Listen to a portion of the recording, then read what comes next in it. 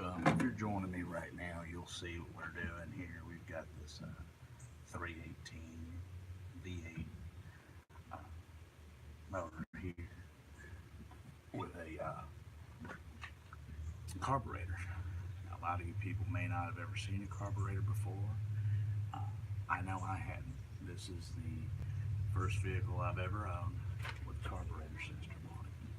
So, utilizing this system is one of the reasons why I bought it, was to avoid fuel injection.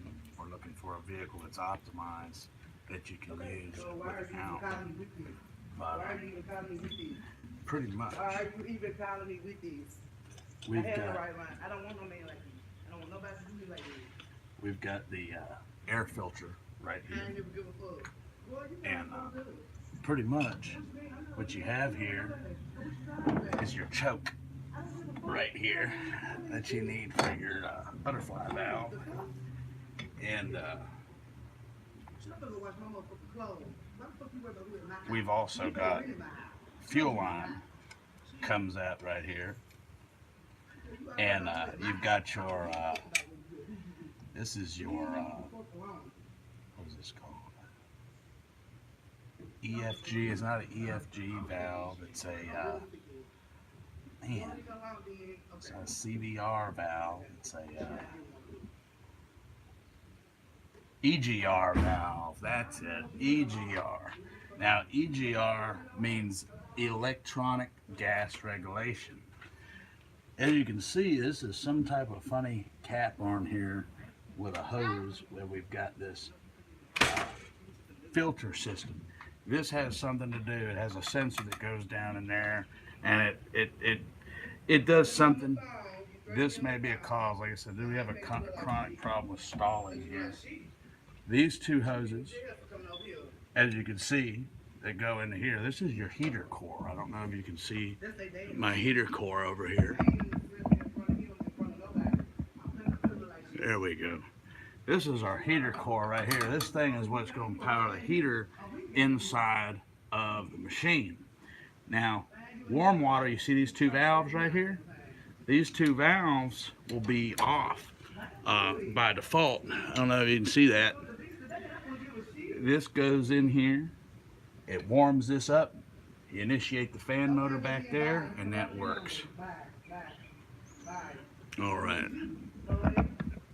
So what we're going to show you here is this alternator.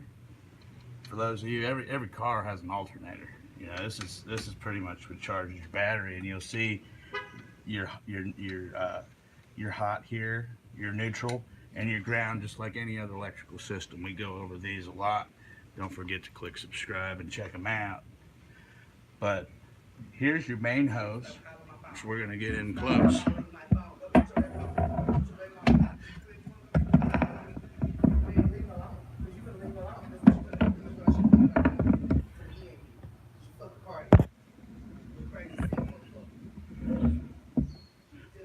So pretty much, here's this hose that you've got going into. This is the main block right here. You've got water hose that comes right out here. This is your cap right here. 16 pounds of pressure. This will release.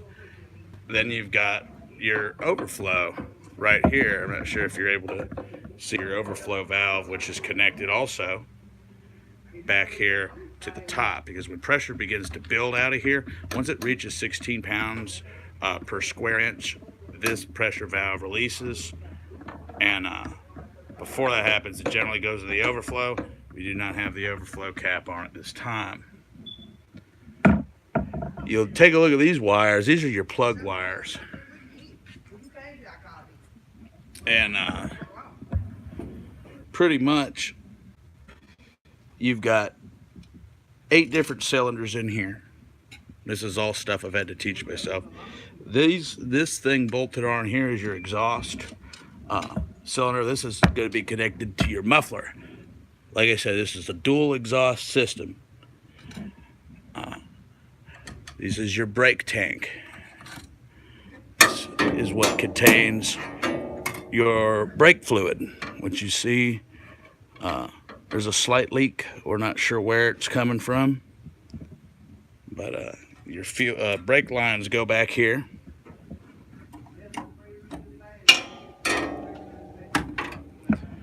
And then right over here, this is your master cylinder. Your master cylinder is going to be in charge of controlling your brakes. You got to have your brakes. Now take a look over here. You're going to find your ignition module. One of the reasons why I like these so much is very limited wiring. You know, if we talk about an empatech, you know, is this thing going to be able to run? Of course, we've got your steering column here. This is a continuous four-wheel drive vehicle. And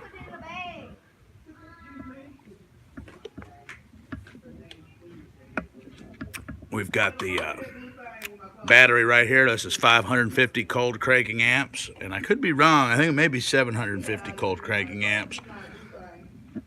You've got to have it like that. It connects right here, if you'll see. Give me just 1 second.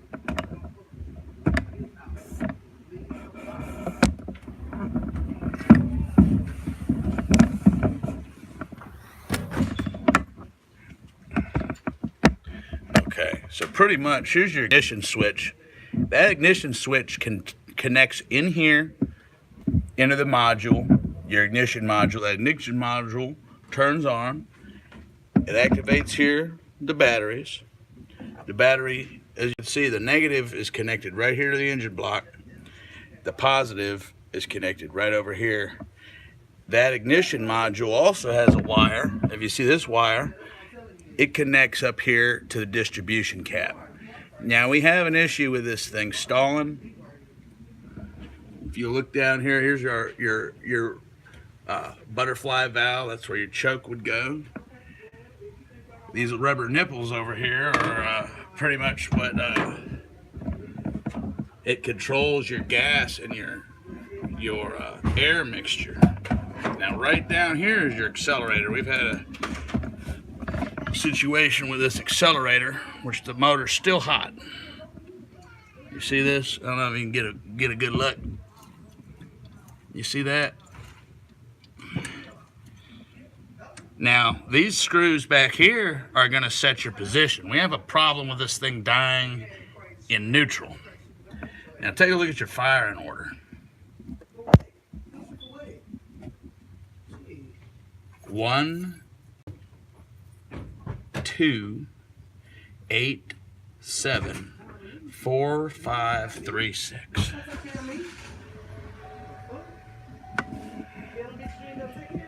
Of course, this is still, it's finally cooled down. Your water pump is right here. Water pump's connected. As you can see, this is a dual ring cable system right here. It's supposed to connect to a air compressor. Right down here is your fuel pump. Let me see if I can get you down here. I can't get down there myself, but do you see that?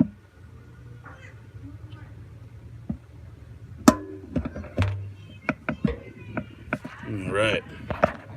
Again, your main, another one of your main coils is down here, going back into there. Here goes your power steering fluid. Power steering fluid and serpentine belt, which in this case we don't have I don't know if you'd call that a serpentine belt. There's two distinct belts. There's a power steering belt and there's the water pump there. And it also controls your fan here, which is connected to this. So what we're gonna do is, don't forget to subscribe, don't forget to subscribe, don't forget to subscribe, don't forget to subscribe. All right, so what we're gonna do is we're gonna,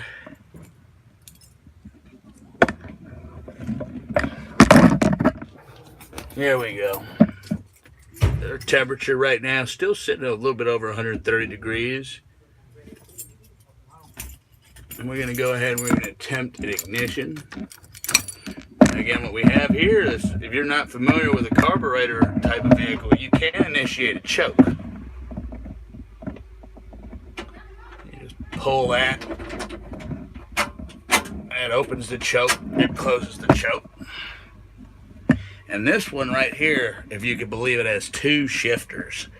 You know, this thing is a real trip. It's got 2 shifters. And, you know, pretty much, you know, I've rigged it up to operate out of this custom fuel system that I'm working on. And, you know, I've enjoyed working with vehicles ever since I started using this thing. So we're going to go ahead, we're going to initiate your preliminary, and now we're going to go ahead and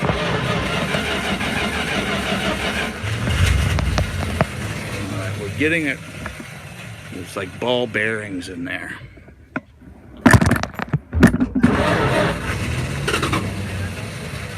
Still having a hard time getting it cranked. Now take a look at what it does right here. This is where it gets fascinating.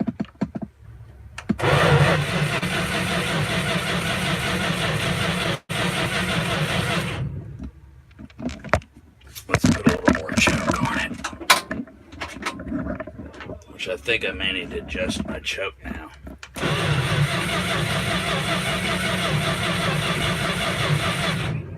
Because it seems like whatever I was doing back there may have jammed it up.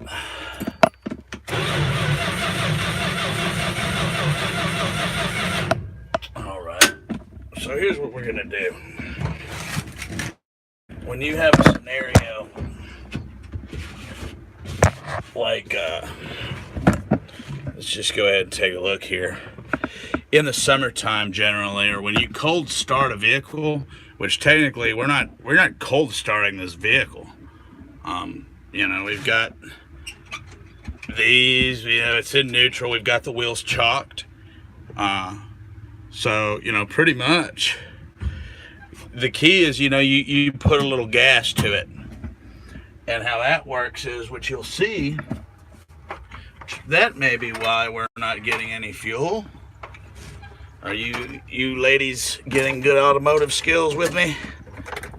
Outstanding. Well, take a look at this.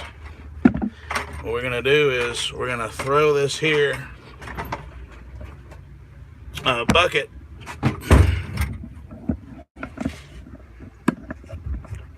We're gonna open it up.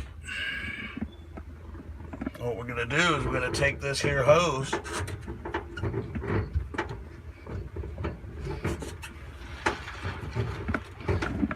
Give me 1 second, bear with me.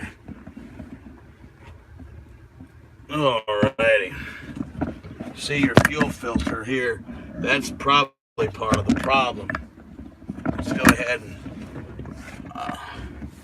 see if we can't get this fuel filter squared away. You see it sitting here? There's just no fuel in it.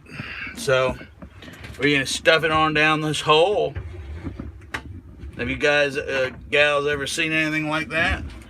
She-males even. Come on in here, take a look.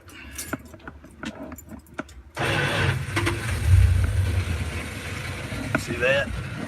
That's pretty radical, isn't it?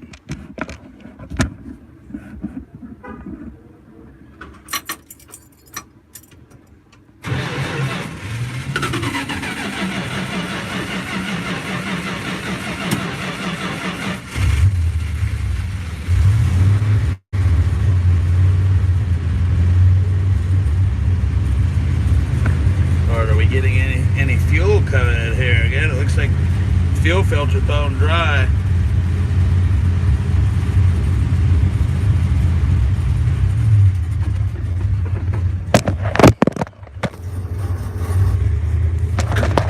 Alrighty.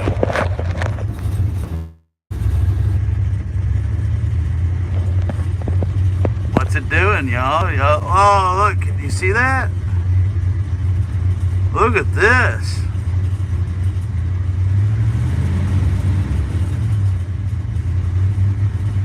Are you seeing this? Are you getting a load of this shit?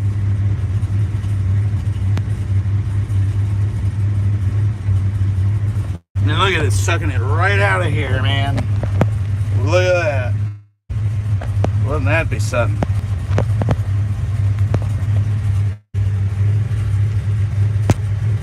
Have you ever seen anything like this? This is actually my first go at mechanical engineering. You know, I wanted to do some mechanical engineering, so we're going to go ahead. These are some of the neat items I've rigged up. Like this air filter type of thing here. This is a, I believe, a 75 Warlock or Power Wagon, and it's 44 years old.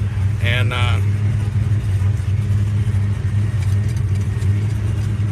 you see the temperatures up. Here's our.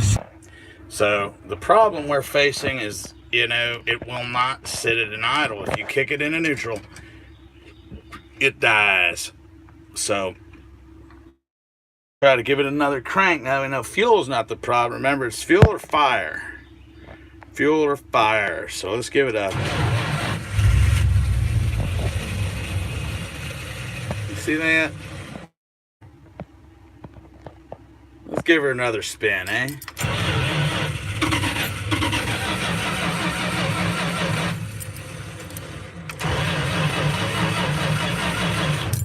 And again, you don't want to flood the thing, but you're gonna have to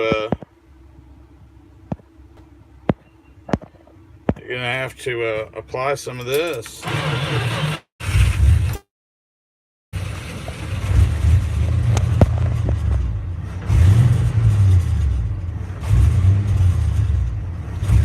So we're gonna run this about 20 minutes, and I'm gonna take you back out here. What I gotta do is I gotta power up this system just a little bit. We got about I'll give you about two more minutes. If you've got any questions, just feel free to ask me.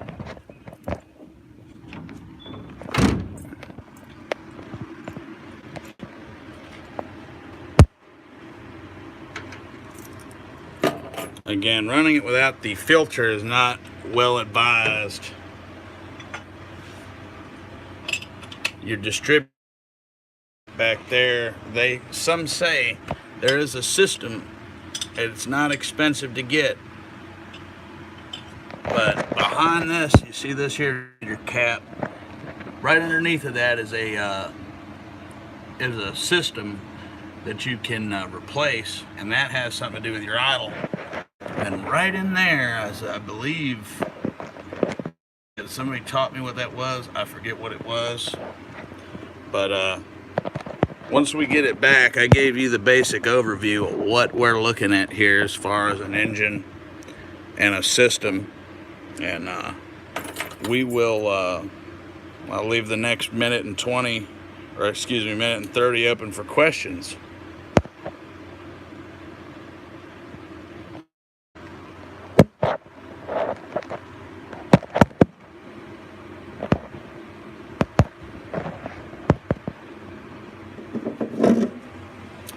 So yeah, V8 could be bigger than a 318.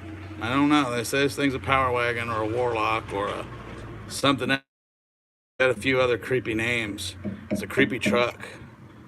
You know, I got kicked out of the mall for a year for being creepy, and that's no lie. And for a guy like me, it was a creepy truck. You know, it's got Black Sabbath on it. Black Sabbath. Satan.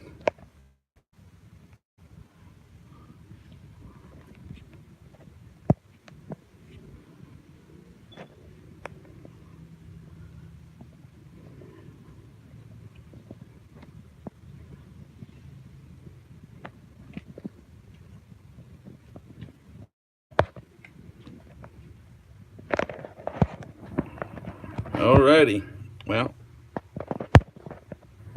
don't forget to click subscribe and send in some loot. If you want to donate some money, you can go ahead and click on